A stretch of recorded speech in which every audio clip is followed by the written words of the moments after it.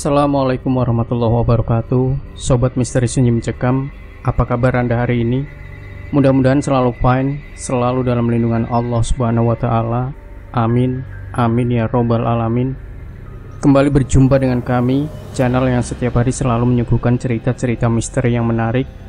Dan untuk kali ini kami sudah menyiapkan sebuah kisah misteri yang berjudul Tahun Baru di Hutan Terlarang.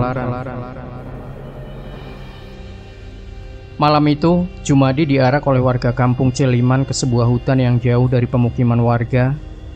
Lengannya dirantai ke belakang punggung, sesekali warga mencacinya dengan sebutan orang gila, lantaran memakan hidup-hidup hewan ternak warga.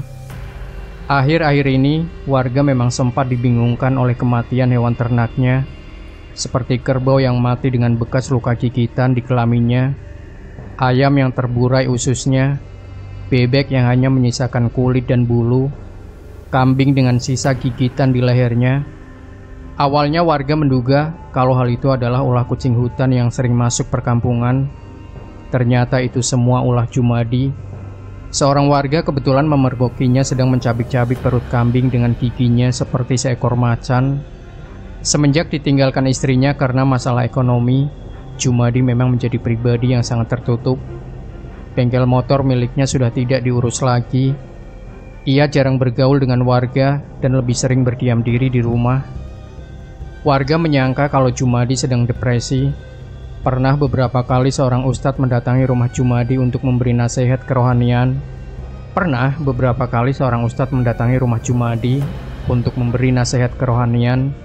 Ternyata nasihat-nasihat ustadz tidak mempan. Jumadi tetap menjadi orang yang pendiam hingga menjadi gila.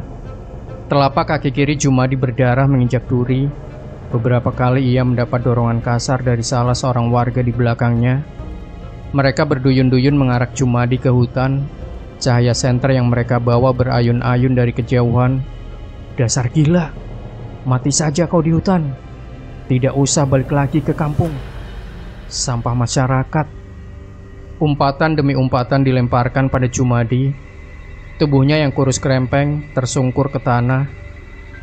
Kakinya tidak sanggup lagi berjalan, terasa sangat perih. Seorang lelaki berbadan kekar menarik ujung baju Jumadi yang lusuh dan bau.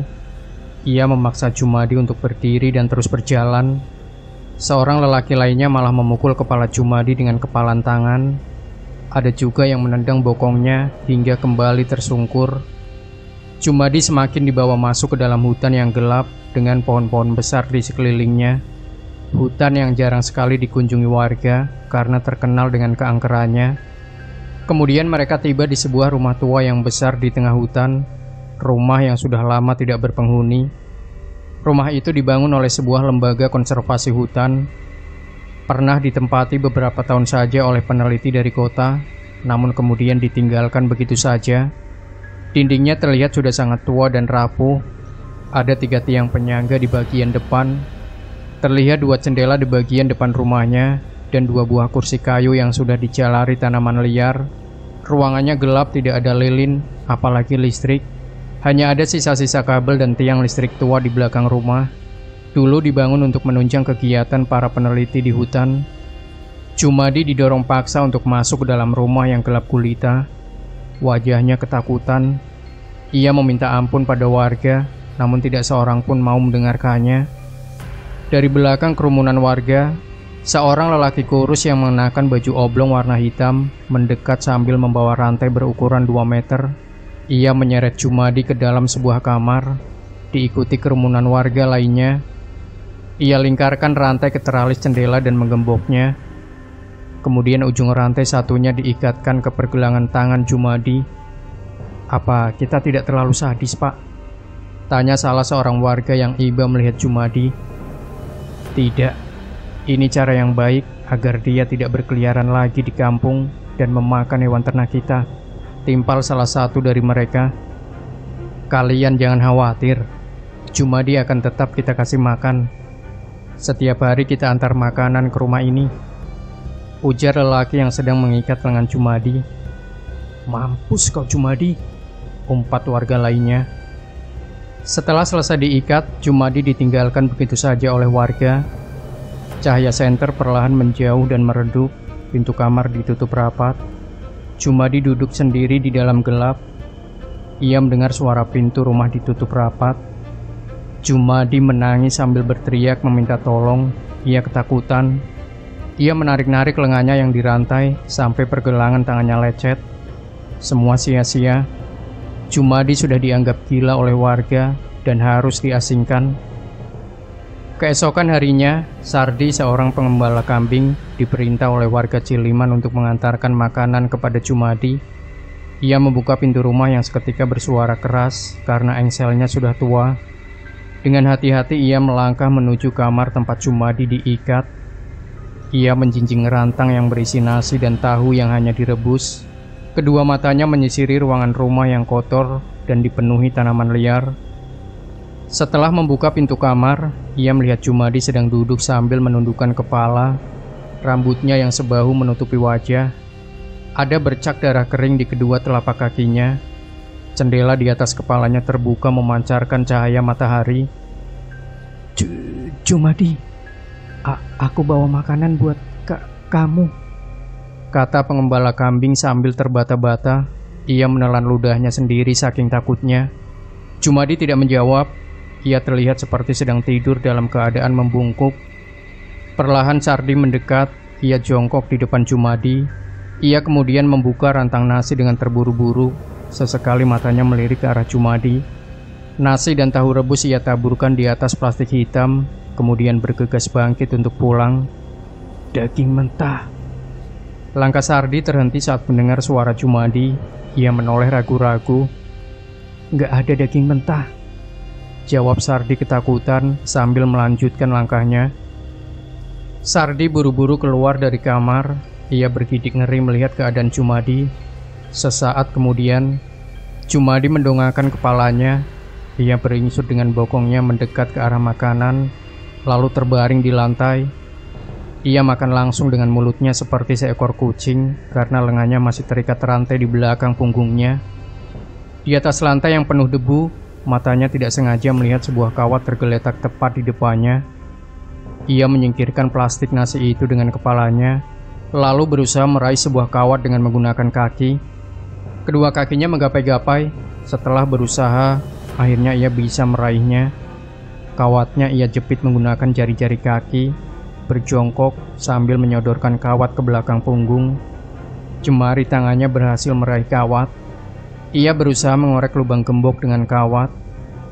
1 jam berlalu, dia berhasil membuka gemboknya. Kemudian ia coba membuka gembok satu lagi yang mengikat pergelangan lengannya. Kawat yang ia gunakan sempat patah, tapi masih bisa digunakan. Beberapa saat kemudian, gembok itu berhasil dibuka juga. Jumadi tersenyum mengerikan, menampakkan giginya yang penuh dengan noda hitam. Keesokan paginya lagi, Sardi mengantarkan makanan. Ia mengikat 2 ekor kambingnya di halaman rumah. Betapa terkejutnya saat ia tidak menemukan Jumadi di kamar. Sesaat sebelum ia hendak berlari, sebuah rantai mencekik lehernya dari belakang. Jumadi lalu menusuk Sardi dengan sebilah bambu runcing. Bambu itu tepat mengenai perutnya. Ia lalu menggigit leher Sardi dengan sangat puas, seperti seekor singa yang sudah berbulan-bulan tidak makan. Sardi kejang-kejang, tak berselang lama ia tak bergerak, ia mati. Jumadi kemudian menyeret tubuh Sardi ke halaman rumah. 3 tahun kemudian, Safira mengayuh sepeda gunungnya. Ia berusaha mengejar Daus yang sudah melaju lebih jauh darinya. Berkali-kali ban depan sepeda Safira menghantam akar pohon sebesar lengan orang dewasa. Itu membuat sepeda yang ia kendarai terpental-pental. Untungnya, ia masih bisa mengendalikannya. Ia mencoba untuk mengatur nafas, membetulkan posisi helm dengan tangan kiri. Sepedanya terseok-seok melewati jalan berlumpur. Ia terus mengikuti jalan setapak yang memang sering digunakan untuk bersepeda. Daus, tungguin aku dong. Hahaha. Daus malah mempercepat laju sepedanya. Nyebelin. Jangan jauh-jauh dari perkemahan, woi, teriak Safira.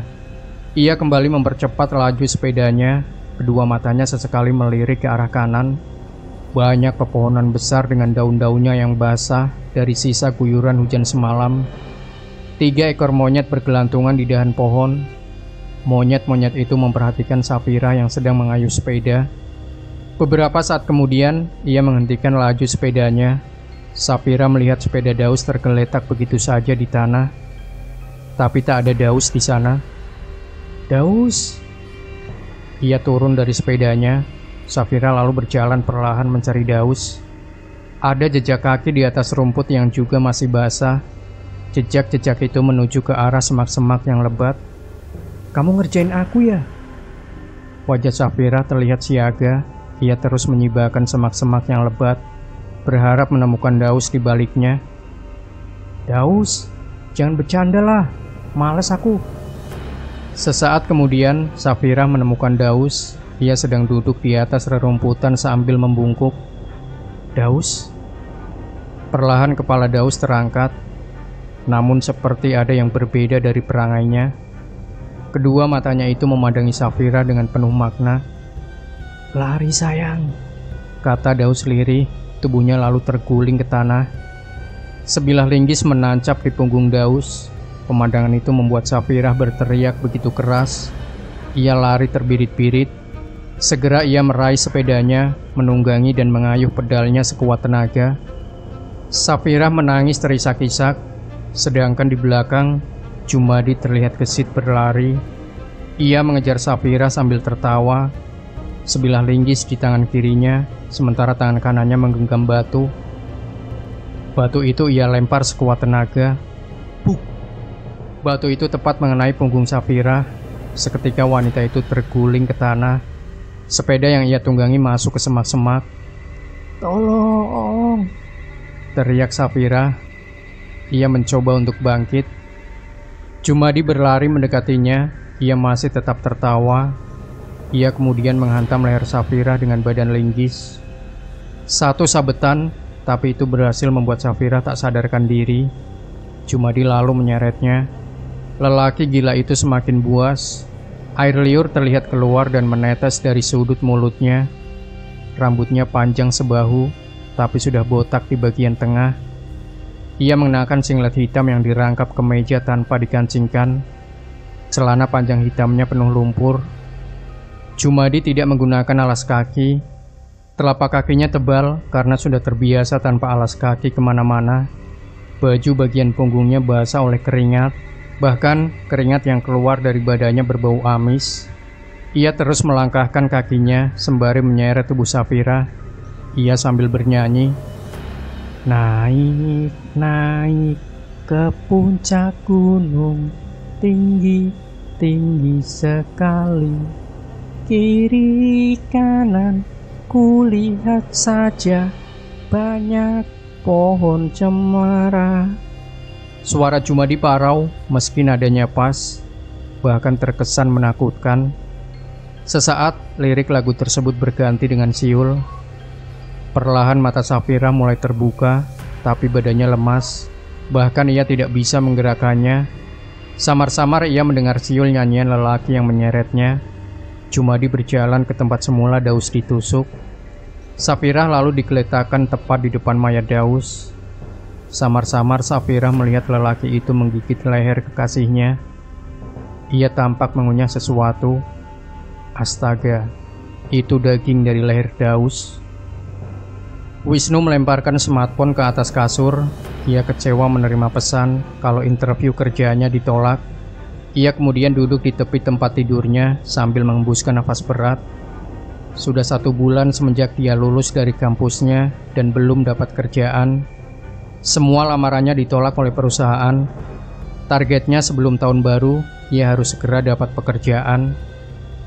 Ia meraih kembali smartphone-nya, membuka aplikasi pencari kerja, scroll terus ke bawah. Di sana tertera sebuah lowongan kerja menjadi tim investigator, atau dalam bahasa sederhananya menjadi seorang detektif. Wajahnya sumringah, menjadi seorang detektif adalah cita-citanya sejak kecil. Ia yakin bisa menjalankan profesi itu dengan baik karena dia sering menonton kartun detektif Conan.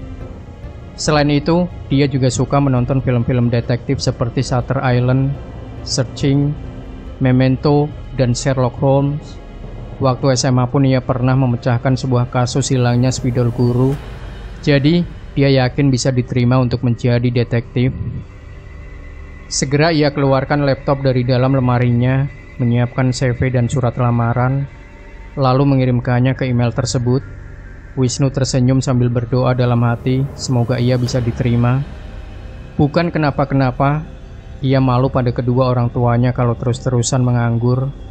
Walau sebenarnya mereka tidak pernah menuntut agar Wisnu cepat dapat kerja. "Wisnu, makan malamnya udah siap nih, sini turun." Terdengar suara ibunya memanggil.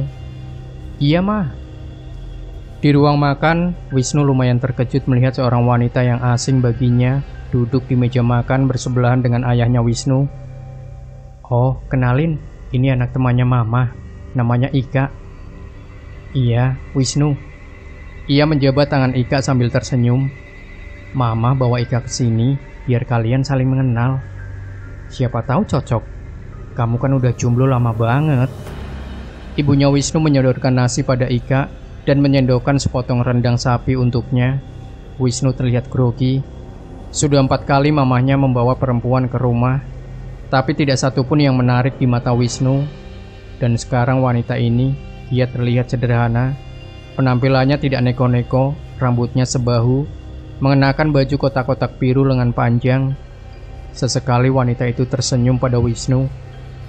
"Oh ya, Mah, Pak, Wisnu barusan ngelamar kerja lagi." "Oh ya?" Timpal ayahnya yang sedang menggigit daging sapi. "Jadi apa, Nak?" tanya ibunya. "Detektif, Mah." Seketika gelak tawa meledak di meja makan, sampai-sampai bapaknya tersedak makanan. Untung saja ia langsung minum air. "Wah, keren itu," ujar Ika dengan wajah sumringah. "Aku suka nonton film-film detektif dan ngebayangi kalau bisa jadi detektif."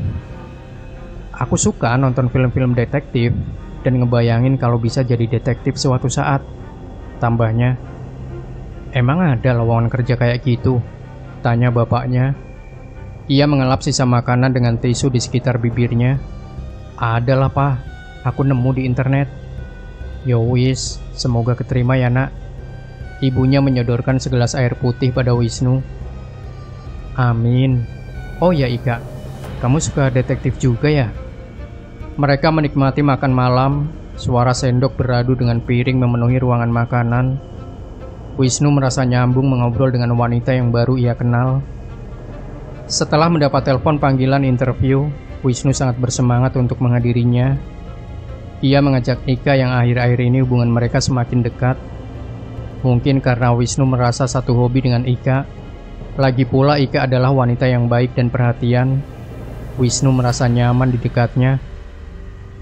Ia dipanggil ke dalam sebuah ruangan interview, sementara Ika menunggu di lobi. Dalam ruangan itu ada 2 orang kandidat lainnya, dua-duanya perempuan. Yang satu terlihat tomboy, mengenakan jaket jeans hitam dan celana Levi's, serta sepatu Converse. Sedangkan perempuan yang satunya mengenakan rok biru dan baju kaos pink terlihat lebih feminim. Wajahnya juga oriental. Bolehlah dikatakan mirip dengan girl band asal Korea Selatan. Putih, mulus, tinggi semampai dan murah senyum. Wisnu bahkan melihatnya tersenyum terus dari semenjak ketemu di lobi. Berbeda dengan perempuan yang tomboy, dia terlihat lebih serius dan siap menjadi detektif handal. Wisnu tahu kalau posisi ini hanya butuh 2 orang saja, jadi akan ada 1 orang yang gugur. Ia sangat percaya diri kalau akan diterima di perusahaan itu, karena dialah satu-satunya lelaki yang mengikuti interview. Bapak HRD di hadapannya bertubuh kurus, mengenakan kemeja putih sederhana. Kemeja itu terlihat transparan sehingga menampakkan kaos singletnya. Ia tidak mengenakan dasi. Sebuah pulpen terselip di saku kemejanya. Wajah Bapak HRD terlihat ramah, matanya sendu seperti mengantuk, tapi memang bawaannya seperti itu. Di hadapannya sudah ada tumpukan map CV para kandidat yang ia print tadi pagi. "Oke," bentaknya sambil menggebrak meja memecah keheningan, tapi mengagetkan semua kandidat di hadapannya. Perempuan yang feminim hampir saja terjengkang dari tempat duduk. "Iya, Pak," timpal Wisnu. Iya apanya? Balas Bapak HRD. Wisnu celingukan tidak bisa menjawab. Perempuan feminim di sampingnya menutup mulut menahan tawa. Jadi kalian mau jadi detektif? Iya pak, jawab Wisnu. Iya apanya? Balas Bapak HRD. Mau jadi detektif? Ya nggak usah dijawab kali, itu kan basa-basi. Bapak HRD malah bercanda. Saya mulai dari mana ya? Bapak HRD membuka lembaran CV di hadapannya. Vika Viola Anastasia. Saya pak, jawab perempuan tomboy dengan tegas dan tatapan tajam. Hobi kamu apa? Berburu babi pak. Saya tangguh, bisa berkelahi, dan dapat memecahkan berbagai kasus. Saya juga pernah ikut komunitas detektif di kampus saya. Jawabnya dengan jelas dan tegas. Hebat. Bapak HRD mengacungkan jempol. Apriana Maiskara Sudarjono. Ribet nama kamu. Panggilnya apa? Perempuan feminim itu malah tersenyum. Panggil saja saya Kim. Kim? Bapak HRD mengerutkan dahi. Jauh banget. Iya, itu nama Korea saya. Hehehe. Hobi kamu apa? Nonton anime pak. Saya suka nonton Saitama, Naruto, Boruto, Anohana the Flower, Angel Beats, Chow Beats, Ayori Aoshi, Nyankoi, dan cukup. Bapak HRD pengap mendengar ocehan Kim. Selain nonton anime, ada lagi? Oh, tentu. Saya suka boyband dan girlband Korea. Oke, cukup. Wajah Bapak HRD tampak kelelahan. Wisnu, sekarang kamu. Hobi kamu apa? Siapa? Saya suka baca novel detektif seperti Sherlock Holmes dan menonton film-film detektif yang membuat saya terinspirasi untuk menjadi bagian dari perusahaan ini. Saya yakin kalau saya layak mendapatkan pekerjaan ini. Oke, udah tahu kan kalau hanya 2 kandidat yang diterima di perusahaan ini? Kami butuh orang-orang yang profesional untuk menangani kasus yang sangat sukar dipecahkan. Nanti yang keterima akan mendampingi 3 orang detektif senior di perusahaan ini untuk memecahkan sebuah kasus hilangnya perempuan bernama Safira dan kekasihnya Daus di hutan dekat kampung Ciliman. Ketika kandidat itu mengangguk paham, baik, setelah saya pertimbangkan, yang diterima di perusahaan ini adalah Wisnu dan Kim. Wisnu dan Vika terheran-heran kenapa Kim diterima, tapi mereka tidak mau banyak protes. Vika akhirnya pamit dari ruangan itu dengan wajah kesal dan tidak terima. Kenapa saya pilih Kim? Jadi detektif itu pekerjaan yang jenuh. Sedikit banyak Kim bisa menjadi teman penghibur di sana, kata Bapak HRD sambil tertawa. Ia meraih gagang telepon. Ya, tolong suruh 3 detektif senior menghadap ke ruangan saya ya. Boleh tanya sesuatu pak? Wisnu mengacungkan lengannya. Iya. Nama bapak siapa? Saya tidak mau memberitahu nama saya. Cari tahu sendiri. Itu latihan awal kamu buat jadi detektif.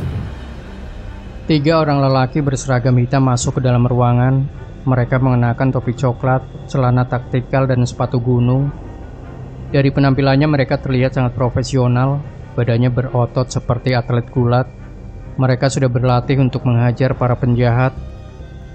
Kenalkan, yang tengah namanya Heru, sebelah kanan namanya Ki, sebelah kiri namanya Bri.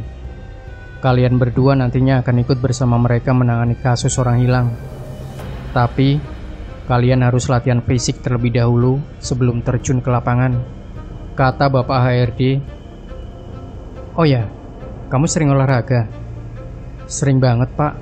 Aku suka strong by Zumba, jogging sambil dengerin lagu K-pop, renang bareng adik saya, senam pagi sambil dengerin K-pop juga. Terus, cukup. Kuping Bapak HRD panas mendengar penjelasan Kim yang tidak ada ujungnya. Kau Wisnu? Suka pak. Oke, bawa mereka ke lantai 3. Wisnu dan Kim dibawa ke lantai 3 untuk menjalani latihan fisik. Mereka diberikan baju olahraga yang masih baru dan perlengkapan lainnya seperti sepatu dan sarung tangan.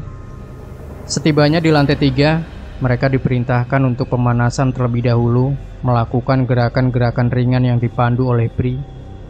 Ruangan latihan cukup luas, seperti sebuah lapangan futsal. Ada beberapa alat Kim tergeletak di pinggiran. Wisnu dan Kim disuruh berlari 5 kali balikan, lalu sit up, squat, dan beberapa gerakan fisik lainnya. Kim terlihat kelelahan, ia terkapar di tengah lapangan dengan napasnya yang terengah-engah. Mereka diberi waktu istirahat selama 10 menit. Kemudian mereka disuruh untuk mengangkat barbel seberat 5 kilo sambil berjalan mengitari ruangan. Baru sampai setengah ruangan, Kim sudah ambruk. Dia tidak sanggup lagi, badannya sangat lemas. "Saya istirahat dulu ya, Pak," katanya sambil terkapar. "Ayo bangun," katanya mau jadi detektif. Seorang detektif harus punya fisik yang kuat. Kim mencoba untuk bangkit kembali. Ia melanjutkan latihannya dengan semua tenaga yang tersisa. Setelah latihan fisik, kini giliran G yang mengajari mereka seni bela diri silat. Ia mengajarkan gerakan dasar silat dan cara menahan serangan musuh. Wisnu agak sedikit kesulitan meniru gerakan yang diajarkan G. Begitupun dengan Kim. Ia bahkan beberapa kali terguling karena salah langkah. G ini memang seorang lelaki yang pandai berkelahi. Ia menguasai seni bela diri silat. Setiap kasus yang membutuhkan investigasi lapangan, G selalu diikutsertakan. Ia pernah berkelahi dengan 4 orang sekaligus saat menangani kasus pembunuhan, dan dia memenangkan perkelahian itu. Ya, bisa dibilang G mampu menjaga semua anggota. Tetap saja seorang anggota baru harus menguasai dasar-dasar bela diri. Setelah dirasa cukup, kini giliran Heru. Nah, dia adalah ketua anggota. Semua tindakan di lapangan harus atas perintah Heru. Dia sosok yang cerdas, penuh dengan kehati-hatian, tatapannya tajam, punya daya analisa tinggi. Ia membawa secari kertas dan sebuah pulpen. Wisnu dan Kim berbaris rapi di hadapannya. "Baik, sekarang saya akan membagi tugas untuk kalian." Heru batu kecil. "Wisnu, kau bertugas membantu Ki sebagai pencari petunjuk kasus, dan Kim akan membantu Bri di bidang analisa petunjuk kasus. Selama beberapa hari ini, kalian akan dibimbing jadi belajar yang benar." Wisnu mengemas kopernya. Hari ini adalah jadwal keberangkatannya ke kampung Ciliman. Dia mengecek tanggal, sudah mendekati tahun baru. Ia yakin akan merayakan tahun baru di tengah hutan. Ia sangat bersemangat, lantaran ini adalah tugas pertamanya sebagai detektif. Ia menuruni tangga kamarnya sambil menyeret sebuah koper. Di ruang tamu, Ika sudah duduk manis menunggunya. Ika tersenyum, hubungan mereka semakin dekat saja. "Kamu bisa ngasih aku alamat tempat kamu tugas?" tanya Ika sambil berdiri. Ia ingin memastikan kalau terjadi apa-apa, bisa mengirim bantuan ke sana. "Ini," Wisnu mengeluarkan secari kertas. Ika memotretnya dengan kamera smartphone. "Udah siap, Nak?" Dari ruang keluarga muncul ibu dan bapaknya yang akan mengantarkan Wisnu ke meeting point. "Sudah, Pak." Ika ikut mengantar Wisnu. Ia duduk di kursi baris kedua bersebelahan dengan Wisnu. Mobil yang mereka kendarai melaju dengan kecepatan stabil. Jalan lengang, tidak ada kemacetan. "Kalian cocok deh," celetuk ibunya Wisnu sambil melirik spion depan. Mereka berdua malah tersenyum malu. "Menikah saja ya," tambah bapaknya Wisnu, membuat anaknya terkejut bukan main. "Gajian juga belum, Pak, udah nikah aja." Pernyataan Wisnu membuat kedua orang tuanya tertawa, sedangkan Ika hanya tersenyum malu. Selang beberapa menit, akhirnya mobil mereka sampai di meeting point. Wisnu kembali melanjutkan perjalanan dengan mobil travel menuju kampung Ciliman. Sebelum berpisah, Ika memberikan sebuah gelang rajut kepada Wisnu. Katanya itu adalah gelang keberuntungan yang selalu ia gunakan. Sekarang, keberuntungan itu ia serahkan kepada Wisnu, lelaki yang membuatnya merasa nyaman. "Kalian sudah paham tugas kalian masing-masing?" "Siap, Pak, paham," jawab Wisnu tegas. Kim menoleh ke kursi belakang. Kim malah tertidur pula sambil bersandar ke bahu Wisnu. Segera Wisnu menggoyangkan bahunya, menyuruh Kim untuk bangun. "Kim." "Iya, Pak," jawab Kim sambil memicingkan matanya, masih terlihat mengantuk. "Jangan tidur, kita harus siap siaga." Ucap G tegas membuat Kim langsung siap siaga walau terkesan dipaksakan. Kayaknya kita udah sampai nih.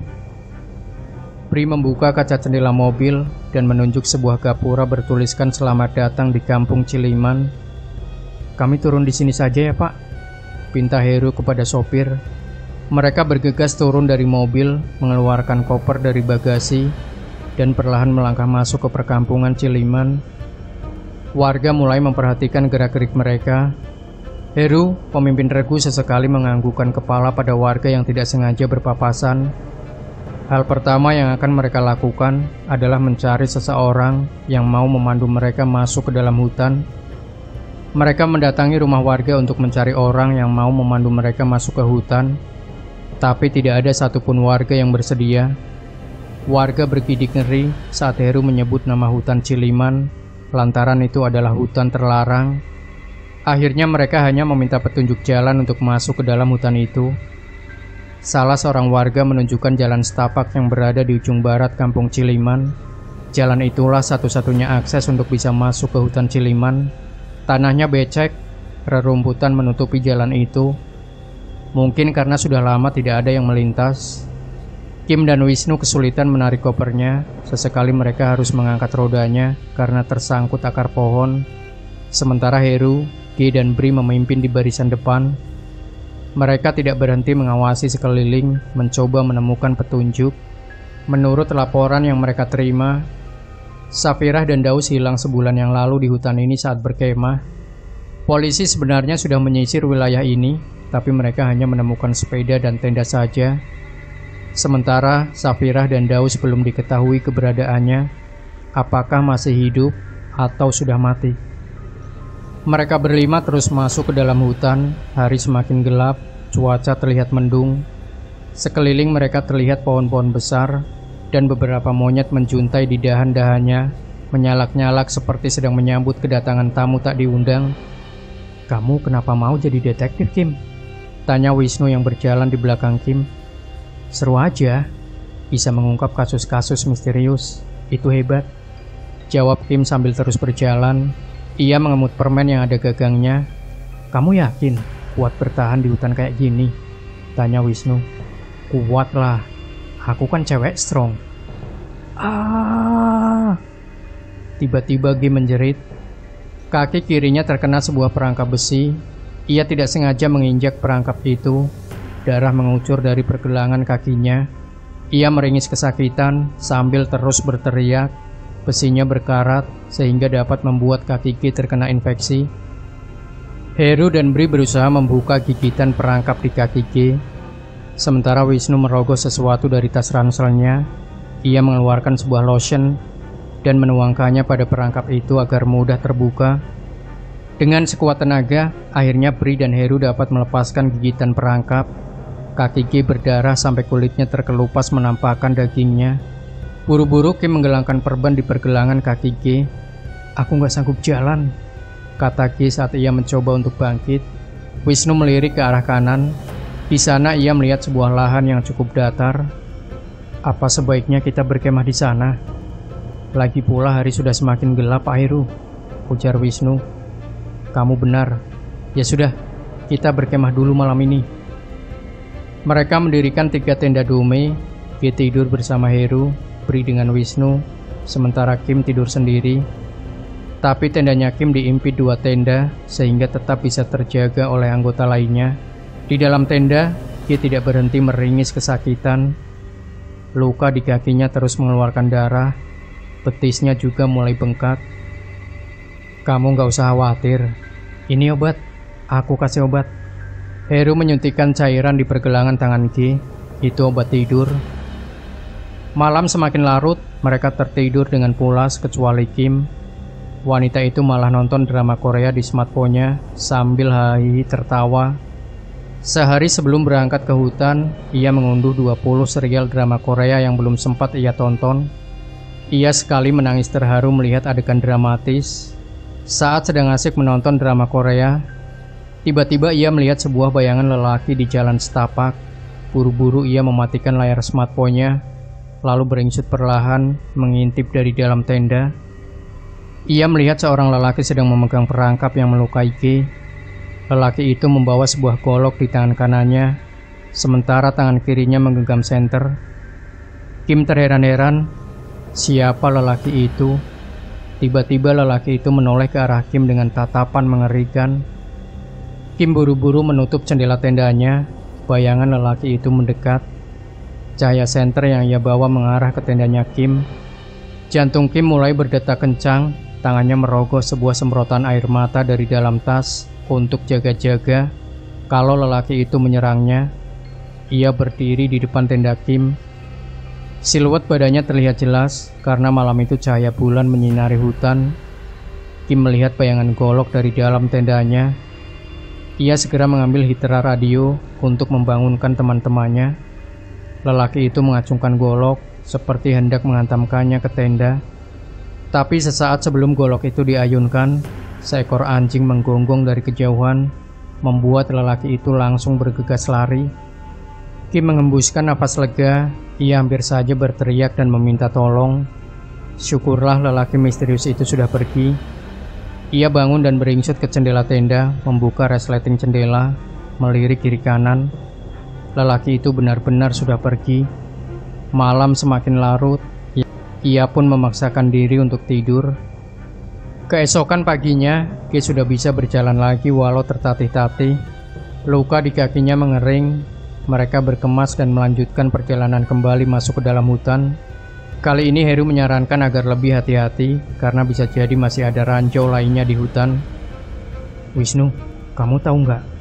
Semalam ada cowok bawa golok nyamperin tendaku," ujar Kim yang berjalan gontai di belakang Wisnu. Sesekali Kim membetulkan posisi kacamatanya. Rambutnya yang sebahu dan dicat pirang menyerupai artis Korea. Ia ikat ke belakang. "Serius kamu?" Wisnu berhenti dan menoleh pada Kim. "Iya, dia hampir aja ngebacok tendaku." "Ya udah, kita laporin aja ke Pak Heru," ujar Wisnu. Saat itu juga Kim menceritakan kejadian semalam. Wisnu sibuk mencatat kejadian itu, sementara Heru sibuk memeriksa jalan setapak. "Guys, jangan bergerak. Ada jejak kaki seseorang." Heru mengeluarkan kaca pembesar dari saku celananya. Setelah itu, ia juga mengeluarkan alat pengukur untuk memeriksa panjang dan lebar jejak kaki itu. Ini mungkin saja jejak kaki lelaki semalam. Umurnya kisaran 30-40 tahun. Jejak kakinya masih basah. Kita bisa ikuti perlahan dan tetap siaga. Heru mengatur barisan. Langkah kaki yang mereka ikuti keluar dari jalan setapak dan masuk ke semak-semak. Di atas rumput yang basah masih ada bercak lumpur bekas injakan kaki seseorang. Mereka masuk ke dalam semak-semak itu, melewati pepohonan yang akarnya besar, daun-daun kering berserak di mana-mana. Suara monyet menyalak panik melihat kedatangan orang asing. Semakin mereka masuk ke dalam hutan, cahaya matahari semakin meredup karena tidak bisa menembus daun-daun pohon besar yang lebat. "Lihat, ada kelinci." Kim menunjuk ke arah pohon jati. Di sana ada seekor kelinci yang tengah mengunyah dedaunan. "Hus, jangan berisik, Kim," desis Pri dari depan. "Guys, ada rumah tuh." Heru menunjuk sebuah rumah yang terlihat sangat tua. "Wah, kita bisa istirahat di sana, Pak Heru," timpal Kim. Kemudian mereka berjalan dengan penuh hati-hati menuju rumah tua. Dan secara tidak sengaja, kaki Heru menabrak sebuah tali yang membentang di hadapannya. Ia terkejut lalu menoleh ke arah rekan timnya. Sebuah balok kayu besar meluncur dari arah kanannya, menghantam tubuh Heru hingga terpental beberapa meter dari tempatnya berdiri. Tubuhnya kemudian terbanting ke batang pohon jati. Darah mengucur dari mulutnya. Bola matanya memerah sambil melotot ke atas. Tubuhnya bergetar. Saat berayun, balok kayu itu bukan hanya mengenai tubuhnya, tapi juga kepalanya. Ia sekarat. Heru terengah-engah, nafasnya satu-satu. Kemudian ia meninggal. Balok kayu yang menghantam tubuhnya sangat keras. Badannya memar. Kepalanya juga berdarah, karena saat berayun, balok itu menghantam kepalanya juga. Dia menangis terisak-isak melihat pimpinannya mati. Sedangkan Bri masih tidak percaya apa yang dilihatnya. Langit semakin mendung, sebentar lagi hujan akan turun. Kim mengecek denyut nadi Heru. Pak Heru sudah meninggal, kata Kim sambil memasang wajah ketakutan. Wisnu terlihat panik, ia tidak menyangka kalau pekerjaan ini sangat berbahaya. Pak Bri, sebentar lagi mau turun hujan. Sebaiknya kita bawa jenazah Pak Heru ke rumah itu, usul Wisnu. Ya, kau benar. Wisnu membantu atasannya menggotong jenazah Heru, sementara Kim berjalan dengan susah payah karena menyeret 2 koper sekaligus. Mereka masuk ke dalam rumah. Terlihat pintu rumah tua itu sudah lapuk dimakan rayap, lantainya pecah di sana-sini. Tidak ada perabotan apapun di dalamnya, kosong melompong. Debu pekat menempel pada dinding ruangan. Mereka membaringkan jenazah Heru di atas lantai. Kim masih menangis terisak-isak. Ia punya banyak kenangan dengan pemimpinnya. Mereka sudah bekerja bersama-sama lebih dari 5 tahun, memecahkan puluhan kasus kriminal, dan sekarang ia tidak menyangka kalau Heru gugur saat bertugas. Sekarang bagaimana? Tanya Bri. Besok kita pulang saja. Hutan ini sangat berbahaya, jawab Ki sambil mengusap air matanya. Ia masih meratapi jenazah pimpinannya itu. Bri mengangguk setuju. Ia merogoh smartphone-nya bermaksud untuk meminta bantuan pada perusahaan agar menjemputnya ke hutan. Tapi sayangnya tidak ada sinyal sedikit pun. Hal tersebut dikarenakan mereka terlalu dalam masuk ke dalam hutan. Bri berdecak kesal. Ia memeriksa seluruh ruangan rumah, memastikan keamanannya. Untungnya sumur di rumah itu masih berair, tapi tidak ada alat untuk menimbanya. Hanya ada ember kecil yang tergeletak di samping bangunan sumurnya. Bri membuka tasnya, merobek-robek pakaiannya, kemudian diuntai menjadi tali. Ia ikatkan tali itu pada pegangan ember dan mulai melemparkannya ke dalam sumur. Setelah berhasil mengangkat air ke permukaan, Bri membasuh wajahnya beberapa kali dengan air, kemudian memandangi wajahnya sendiri dari pantulan air dalam ember. Seketika ia mengerutkan kening, menampakkan wajah kecewa akan kematian Heru. Bri kemudian mendongakkan kepala sambil menutup matanya, mencoba untuk tenang. Ia celupkan sebuah kain ke dalam ember, lalu memerasnya. Kain itu akan ia gunakan untuk membersihkan lantai yang kotor. Tapi, sesaat sebelum hendak kembali ke ruangan utama, ia melihat sebuah lubang di pojokan sumur. Itu sebuah lubang bawah tanah berbentuk lingkaran. Ada tangga yang terbuat dari bambu menjulur ke dalam lubang. Bri penasaran, lantas masuk ke dalam lubang itu dengan hati-hati. Semakin masuk ke dalam semakin gelap. Kedua kakinya meraba-raba anak tangga, karena kalau salah langkah ia bisa terjatuh. Selang beberapa saat, akhirnya ia tiba di dasar. Ia menemukan sebuah ruangan yang cukup luas. Ada banyak buku yang tertata rapi di raknya. Foto 5 orang lelaki berseragam biru terpajang di dinding. Meja kerja yang terlihat masih kuat, walau penuh dengan debu. Sebuah lampu canting yang diletakkan di atas meja menyala dengan tenang, menerangi seluruh ruangan. Walau tidak terlalu terang karena lampunya kecil, bisa dibilang hanya remang-remang saja. Ada kursi ayun di samping rak buku, juga 2 ekor tikus bermain-main di atas kursi itu. Bri melangkah untuk memeriksa sekeliling ruangan, tapi tiba-tiba kakinya menyenggol sesuatu. Itu perangkap besi yang menggigit kakinya Gi kemarin. Masih ada bercak darah kering di sela-sela besi perangkapnya. Bri mulai curiga. Dan benar saja, ia mendengar suara lirih seorang perempuan di sudut rak buku dekat dengan meja kerja. Tolong! Buru-buru Bri mendekat ke sumber suara. Ia melihat sesosok wanita sedang meringkuk sambil memeluk kedua kaki di pojok rak buku. Ya, tidak salah lagi, wanita itu adalah Safira, dan ia masih hidup.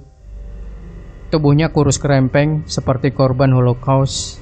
Rambutnya kering seperti tidak pernah tersentuh air. Bibirnya juga kering pecah-pecah seperti tidak pernah minum air. Cekung matanya sangat kentara memperjelas bahwa Safira telah mengalami penderitaan yang sangat parah. Sesaat sebelum Bri hendak menghampiri Safira, tiba-tiba saja seorang menusukkan sebilah obeng berkarat dari belakang lehernya sampai tembus ke tenggorokan. Obeng yang ditusukkan menonjol sampai ke leher depannya. Darah menetes perlahan. Pri bersuara seperti sedang tersedak makanan. Ber-AAUU tidak karuan. Ia merasakan sakit yang tidak terkira. Lalu tubuhnya roboh ke lantai dengan keadaan masih bernyawa dan sadar. Ia melihat Jumadi mendekatinya perlahan. Air liur Jumadi menetes-netes ke lantai, seperti binatang buas yang sedang memojokkan mangsanya. Maka dengan sekali tinjuan saja, Pri terkapar mati. Safira berusaha menjerit, tapi suaranya sudah habis. "Tolong!" teriak Safira parau dan pelan. Pri terkapar tak bernyawa dengan keadaan mata melotot. Jumadi menggusur kakinya menuju belakang rak buku. Diambilnya sepiring daging kelinci yang sudah dipanggang yang tergeletak di lantai. Kemudian menyodorkan daging itu pada Safira yang sedang menangis tanpa mengeluarkan air mata. Selama ini, Jumadi membiarkan Safira tetap hidup, lantaran wajahnya mirip dengan istrinya dulu. Ia memberi makan Safira dengan hewan hasil buruan di hutan, kemudian memanggangnya.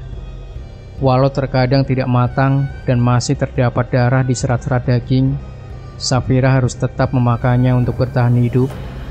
"Tolong lepaskan aku," desis Safira sambil menangis. Jumadi menatapnya, mulutnya mengeluarkan bau tidak sedap. Air liur menetes-netes ke lantai. "Carmila," gumam Jumadi mengingat istrinya. "Aku bukan Carmila, lepaskan aku," teriak Safira dengan sisa suara yang ia punya. Setiap hari Jumadi mengucapkan nama Carmila di hadapan Safira. Itu adalah nama istrinya tercinta yang sudah membuatnya gila, yang sudah membuatnya menjadi predator. Oh, bahkan lebih dari itu, kini ia adalah seorang kanibal yang menyerang siapapun dan memakan siapapun tanpa ampun. 3 tahun lalu, setelah memakan korban pertama, ia kian menjadi-jadi, membunuh warga kampung Ciliman yang masuk ke dalam hutan. Potongan tubuh mereka ditemukan tercecer di sepanjang jalan setapak. Dagingnya dimakan mentah-mentah oleh Jumadi. Akibat rentetan pembunuhan itu, warga tidak lagi mau masuk ke dalam hutan. Mereka tahu kalau Jumadi masih hidup dan bersembunyi di sana. Dan sekarang, ia menyekap seorang wanita yang tidak berdosa. Wanita yang dianggap mirip dengan istrinya. Ia mendekatkan lengannya ke pipi Safira, hendak menyentuhnya. Tapi, Jumadi hendak menyentuhnya. Ia mengamuk dan mencacinya. Lantas Jumadi mengurungkan niatnya itu. Setelah itu biasanya Jumadi langsung menangis. Mungkin ia teringat kejadian saat cekcok dengan istrinya dulu. Dan benar saja, ketika ia duduk di atas kursi sambil menangis terseduh-seduh di depan lampu canting, ingatannya melesat-lesat ke masa lalu, tentang rumah tangganya, tentang istrinya, tentang tetangganya yang selalu ramah padanya. Saat ia sedang menangis, tiba-tiba terdengar suara samar-samar dari atas. Itu suara seorang perempuan yang memanggil-manggil nama Pri. Segera Jumadi meraih goloknya yang sudah ia asah, lalu naik ke permukaan dengan perlahan. Kim, Ki, dan Wisnu panik mencari Pri. Ki menyuruh anggotanya untuk berpencar ke semua ruangan juga halaman rumah. Mereka tidak menemukan lubang bawah tanah karena Jumadi sudah menutupnya rapat-rapat. Ki berteriak memanggil nama Pri di halaman belakang rumah sambil berjalan tertatih-tatih karena kakinya masih terasa sakit. Ia berjalan melewati beberapa pohon dan menerjang semak-semak. Di sana, tepatnya di bawah pohon kecapi, ia melihat Pri sedang duduk sambil tertunduk. Kakinya menjulur lurus ke depan, tangannya lunglai. Ki segera menghampirinya. "Pri, dari mana aja kamu? Kita cari-cari." Ki memaksakan kakinya untuk berlari. Saat itu juga, sebuah anak panah melesat dari atas pohon kecapi, menusuk tepat di paha kanan Ki sampai tembus. Ia berteriak meringis kesakitan. Jumadi meraih lagi anak panah dari belakang punggungnya, membidik Ki dengan penuh konsentrasi. Set! Anak panah itu melesat lagi, dan kali ini mengenai punggung atas. Dilesatkan lagi anak panah berikutnya, lalu mengenai bola mata kanan. Ki tergolek mati. Malam merangkak naik, dan hujan turun dengan sangat deras. Pri dan Ki menghilang. Wisnu mencoba untuk tetap tenang. Sekarang hanya tinggal dia satu-satunya lelaki di dalam tim. Ia sadar kalau ada seseorang yang mengintai keberadaannya. Wisnu memutuskan untuk mengubur jenazah Heru karena dia tidak yakin sanggup membawanya pulang. Di belakang rumah, di bawah hujan deras, Wisnu susah payah menggali tanah dengan cangkul yang ia temukan di bawah pohon. Kim membantu Wisnu menggotong jenazah Heru. Setelah selesai penguburan, mereka berdoa menurut kepercayaan masing-masing. "Terus, sekarang bagaimana?" tanya Kim. "Sini," pinta Wisnu. Ia membisikkan sesuatu di telinga Kim. Sesekali Kim mengangguk. "Kamu percaya kan sama aku?" "Iya," jawab Kim. Sampai larut malam Kim tidak tidur. Lagi-lagi ia nonton drama Korea kesayangannya sambil tertawa cekikikan. Di dalam rumah itu, ia mendirikan tenda karena takut ada hewan melata yang merayap saat tidur. Sebuah senter dinyalakan di dalam tenda, membuat bayangannya terlihat jelas dari luar tenda.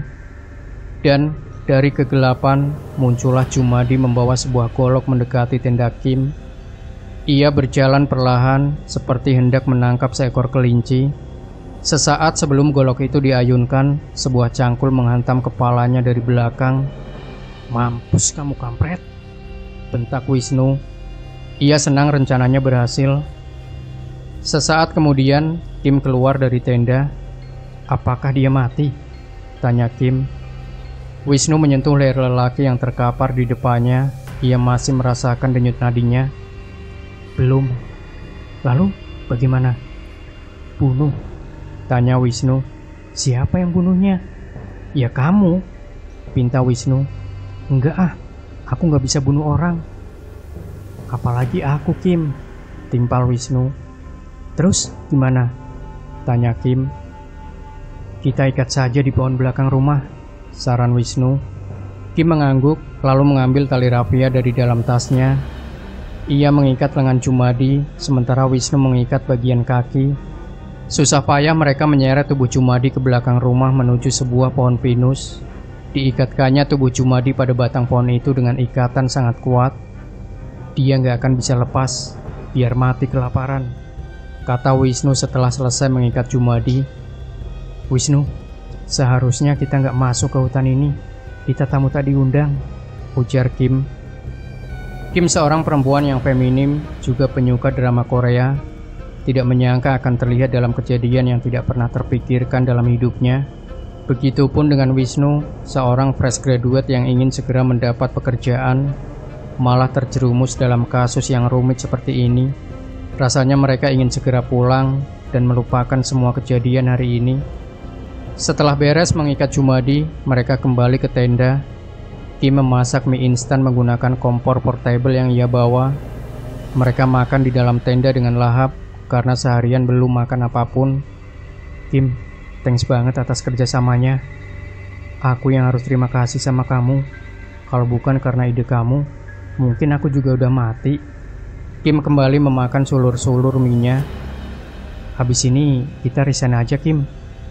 "Iya bener, mendingan aku cari kerja yang lain daripada kayak gini." "Oh ya, kamu jangan khawatir. Nanti aku yang bikin keterangan di polisi tentang apa yang kita alami di hutan." "Oh iya, thanks Wisnu." Kim mengembuskan nafas berat. Ia menaruh mangkok mie-nya. "Kok aku tiba-tiba kangen banget sama cowokku ya?" "Oh ya, kamu udah punya cewek?" tanya Kim. "Gebetan, tapi aku nyaman banget sama dia." Wisnu menaruh mangkok mie-nya. "Kayaknya aku bakal nikah sama dia habis pulang dari sini. Orangnya baik banget, Kim." "Wih, jangan lupa undang aku ya, teman sependeritaan kamu." Kim tersenyum. Ia mengangkat kembali mangkok mie-nya. "Hebat banget, kamu berani lamar cewek walaupun baru gebetan. Nggak kayak cowokku, ngajakin pacaran mulu. Udah hampir 5 tahun nih." Kim malah curhat. "Emangnya kamu siap diajak nikah?" tanya Wisnu. "Ya siap nggak siap sih, tapi kan aku cinta sama dia." Di tengah obrolan, tiba-tiba mereka mendengar sayup-sayup suara seorang wanita. Buru-buru mereka berhambur keluar tenda. Kim sudah siap dengan sebuah pisau di tangan kirinya. sedangkan Wisnu meraih cangkul. Mereka berdua terdiam mendengarkan baik-baik suara wanita itu sambil tetap waspada. "Dari arah kamar mandi," kata Kim. Ia mengeluarkan senternya dan berjalan perlahan di belakang Wisnu. Sesekali ia berjalan mundur untuk memastikan tidak ada serangan mendadak dari belakang. Setelah berada di kamar mandi, Wisnu menyisir seluruh ruangan dan tiba-tiba saja kakinya menginjak sebuah papan. Ia mulai curiga, lantas membuka papan itu. Benar saja, ternyata ada sebuah lubang bawah tanah dengan tangga yang menjulur ke dalam. Mereka menuruni tangga itu satu persatu dengan sangat hati-hati karena anak tangganya licin dan sudah berlumut. Sesampainya di ruangan bawah tanah, mereka terkagum-kagum dengan isi ruangnya yang lengkap seperti ruang kerja. Terdengar suara seorang wanita meminta tolong. Wisnu mencari sumber suara itu. Perlahan di belakang sebuah meja, terlihat seorang wanita bertubuh kurus menatap Wisnu dengan penuh harap sambil menangis terseduh-seduh. "Safira," desis Wisnu. Wanita itu mengangguk. Wisnu dan Kim tidak menyangka kalau wanita yang ia cari masih hidup. Buru-buru Wisnu menghampirinya. Ia melihat kaki Safira di rantai. Wisnu berpikir sejenak, kemudian bangkit mencari sesuatu untuk menghancurkan rantai itu.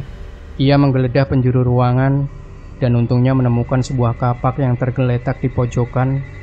"Kim, bantu Safira bangun." Dengan terpatah-patah Safira bangkit, dibantu oleh Kim. Wisnu meminta agar kaki Safira ditarik sampai rantai di kakinya terulur semua. Lalu Wisnu mengayunkan kapaknya dengan perlahan. 3 kali ia menyentuhkan mata kapak itu ke rantai dengan perlahan agar saat dihantamkan bisa tepat sasaran. Dan dengan sekali hantaman saja, rantai itu putus. "Ayo kita pergi dari sini," ajak Wisnu sambil menggenggam lengan Safira. Tapi saat Safira mencoba untuk berjalan, ia seketika roboh. Kedua kakinya terlalu ringkih untuk berjalan karena sudah lama tidak digerakkan, membuat Kim dan Wisnu harus memapahnya. Mereka mendongak ke atas tangga. Wisnu tidak yakin kalau Safira mampu untuk menaiki tangga itu. "Kamu pegangin tangan Safira. Aku dari belakang nahan tubuhnya," Kim mengusulkan saran.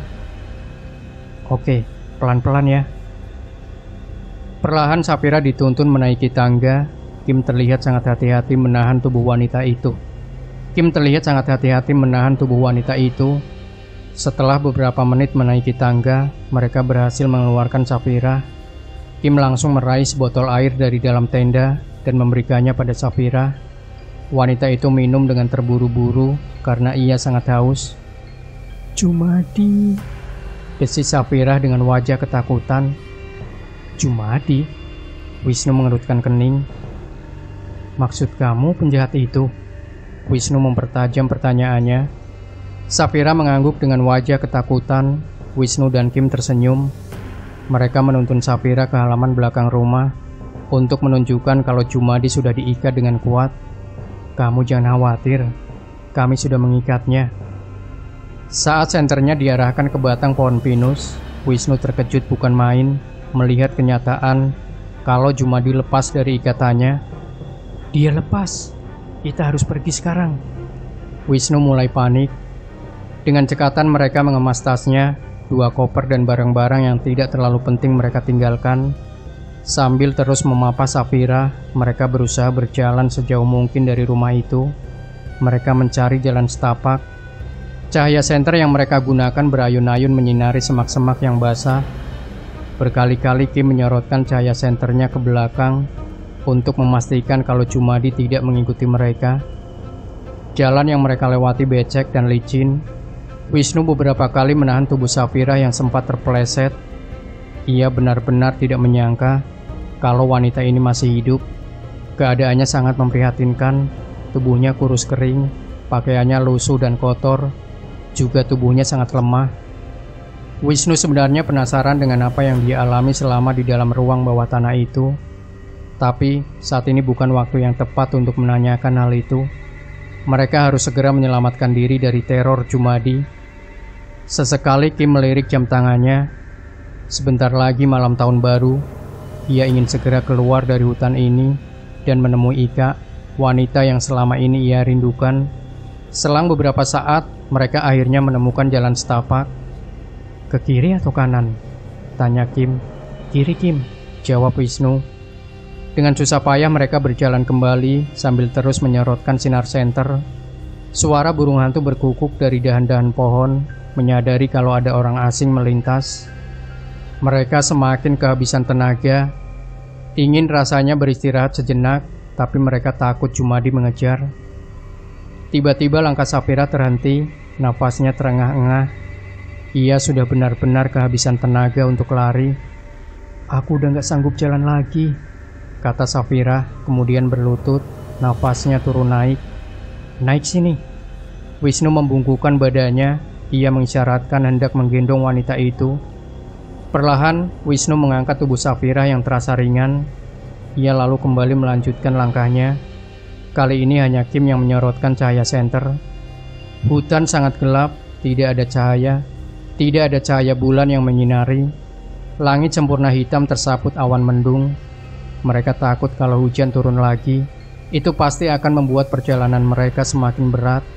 Dari arah belakang, terdengar suara Jumadi memanggil-manggil nama Karmila. Teriakan itu terdengar seperti amarah yang meledak-ledak. Wisnu dan Kim mempercepat langkahnya. Tapi Kim tiba-tiba terpeleset karena menginjak akar pohon yang berlumut. Wisnu mengeluarkan tangannya, membantu Kim untuk bangun.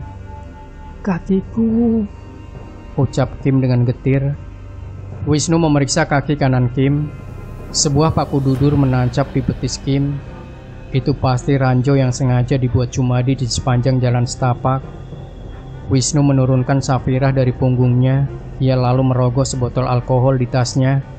Paku itu berkarat, Kim berisiko terkena infeksi dan tetanus. Dengan bergetar, Wisnu menuangkan alkohol pada betis kanan Kim. Seketika Kim berteriak. Perlahan Wisnu mencabut paku itu. Kim meringis lalu menjerit kesakitan. Keringat mengucur dari kening Kim. Ia tidak pernah merasa sesakit ini. Paku yang dicabut paksa oleh Wisnu seperti mencerabut semua urat-urat nadinya.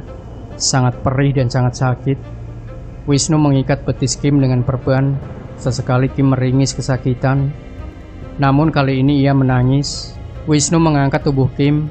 Dengan tertatih-tatih Kim memaksakan kakinya untuk melangkah. Sementara di belakang mereka, Jumadi semakin dekat. Ia membawa obor. Wisnu terus menyemangati Kim agar terus berjalan. Dari kejauhan sudah terlihat cahaya obor Jumadi semakin dekat.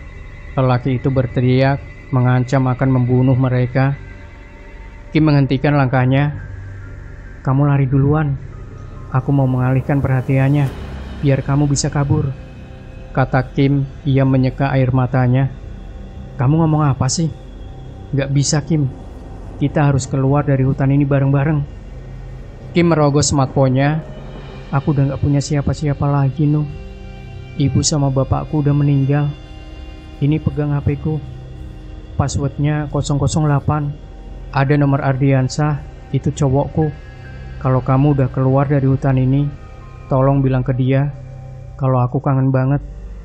Aku pengen nyusul orang tuaku di surga." "Enggak, Kim. Ayo cepat lari." "Iya, Mbak. Jangan lakuin itu," ucap Safira parau. Kim malah berbalik arah. Ia berjalan tertatih mendekati sumber cahaya obor Jumadi. Wisnu berdecak kesal sambil berteriak memanggil Kim yang terus menjauh darinya. Dengan berat hati Wisnu melangkahkan kakinya. Air matanya jatuh perlahan membasahi pipi. Ia terus mempercepat langkahnya. Semakin lama ia menggendong Safira, malah terasa semakin berat saja.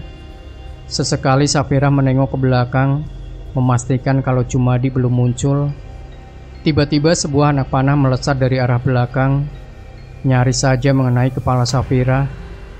Anak panah itu menancap di atas tanah. Disusul 5 anak panah sekaligus dari belakang mereka. 4 diantaranya meleset. Namun satunya lagi tepat menancap punggung Safira. Darah mengucur dari punggungnya. Nafasnya tersengal-sengal. Ia sekarat. Wisnu membaringkan wanita itu. Segera ia memeriksa denyut nadinya dari pergelangan tangan. Ia menangis. Safira sudah tidak lagi bernyawa. Sementara Wisnu masih menangis, sebuah anak panah melesat kembali. Anak panah itu menancap di sebatang pohon. Buru-buru Wisnu lari terbirit-birit. Ia tidak mungkin bisa melawan Jumadi tanpa senjata apapun. Sementara itu Jumadi terlihat berlari dari belakangnya. Salah satu tangannya sambil mencincing kepala Kim. Sementara busur panah ia selempangkan. Jumadi berhenti, ia tancapkan obornya ke tanah dan meletakkan kepala Kim. Lelaki itu kemudian meraih busur panahnya, membidik Wisnu dari kejauhan. Dengan satu anak panah saja, Wisnu tumbang. Anak panah itu mengenai paha kiri Wisnu. Ia kemudian merangkak sekuat tenaga untuk terus melarikan diri. Jumadi tertawa lepas saat melihat mangsanya tumbang. Ia kembali meraih obornya, lalu berlari mendekati Wisnu. Setelah berhasil mendekati buruannya, Jumadi mengeluarkan sebilah parang yang ia ikat di pinggangnya. Wajah Wisnu berkeringat dingin. Ia ketakutan. Jumadi langsung menyabetkan parang itu ke dada Wisnu. Darah mengucur hingga tubuhnya mulai melemah. Wajahnya dan bibirnya terlihat sangat pucat. Sebuah smartphone jatuh dari dalam tas Wisnu. Smartphone itu menangkap sinyal. Pesan singkat mulai masuk bertubi-tubi. Hampir semua pesan itu dari Ika, wanita yang tengah dekat dengannya. Tepat jam 12 lewat 1 menit, sebuah pesan baru masuk. Hai Wisnu, selamat tahun baru. Aku tahu kayaknya di hutan gak ada sinyal, tapi aku tetap mau kirim pesan ini buat kamu. Cepat pulang ya. Aku mau ajak kamu makan mie ramen. Ika. Smartphone itu tergeletak begitu saja di atas semak-semak yang basah oleh darah. Jumadi menyeret tubuh Wisnu yang sudah tak bernyawa. Ia pulang sambil menyanyikan sebuah lagu favoritnya. Naik, naik ke puncak gunung, tinggi, tinggi sekali. Kiri, kanan, kulihat saja banyak pohon cemara. Suaranya terdengar parau dan mengerikan. Demikian Sobat Misteri Sunyi Mencekam. Jangan lupa tinggalkan komentar Anda, like, share video ini, subscribe channel Sunyi Mencekam, dan nantikan kembali cerita-cerita misteri terbaru dari kami. Wassalamualaikum warahmatullahi wabarakatuh.